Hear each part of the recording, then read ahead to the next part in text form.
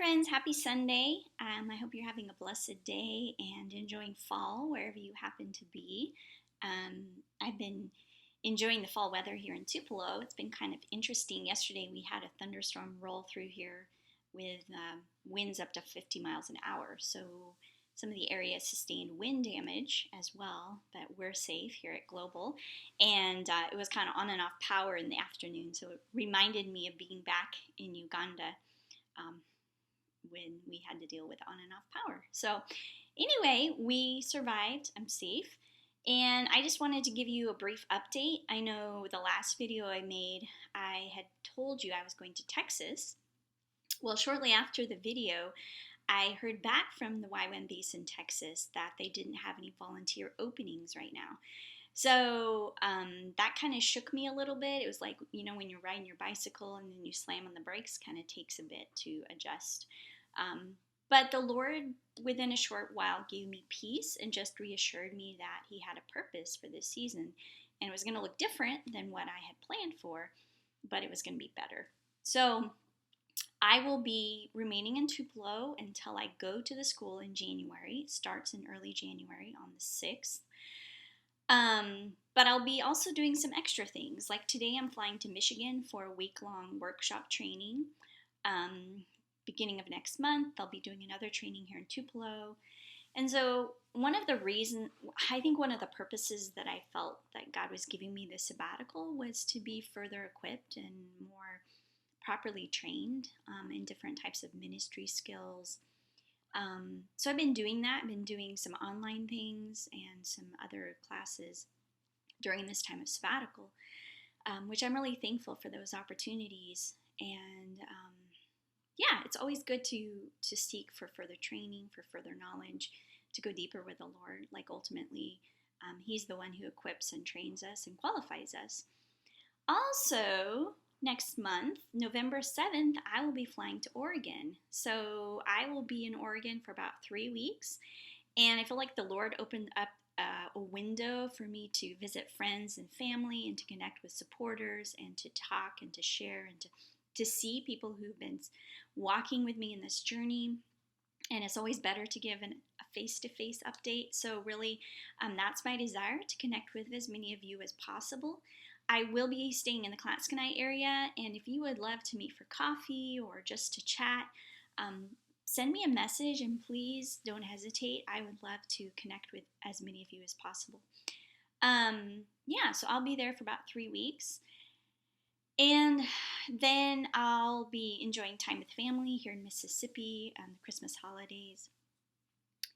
One note about the January DTS, it's a 5-month school, and when I show up for the school in January, I need to have my tuition, which is about $3,600.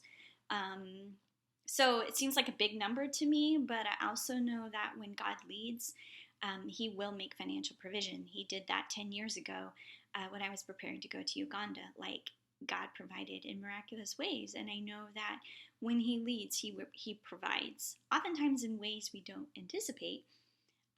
So that's why I'm really trusting Him for His provision. So if you would pray with me concerning that, and if you feel led to give, you can do that through my Global Outreach account here. Go to globaloutreach.org and search for my name. My account number is 3084.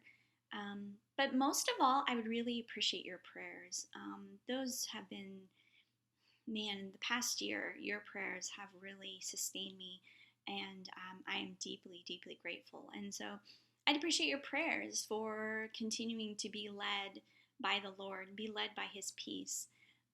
This week in devotions at Global, we read a psalm that had one of the be still and know verses, and it's really opposite and contrary to what we desire to do as humans. When things aren't going the way we think, or when things don't seem to be happening at all, we desire to rise up and take action. And for God's children, it really is the opposite that He asks us to do.